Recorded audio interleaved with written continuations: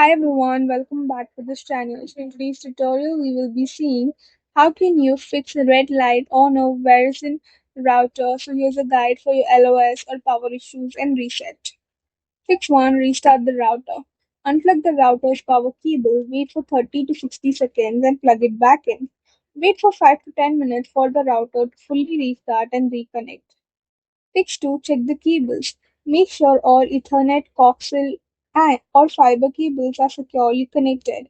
If you have Verizon Fios, ensure the optical network terminal, which is ONT, is powered on and connected. Replace any damaged or loose cables. Fix 3. Check for a Verizon outage. Sign into the My Verizon app or visit Verizon's outage page to see if there's a service interruption in your area. If there is, you'll need to wait until service is restored. Fix 4. Verify the ONT, which is for Fios only.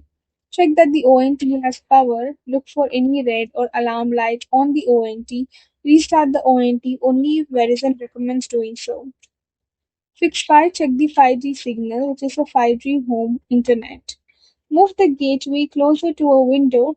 Keep it away from thick walls, metal objects, and large electronics. Wait for a few minutes to see if the signal improves. Fix 6. Factory reset the router.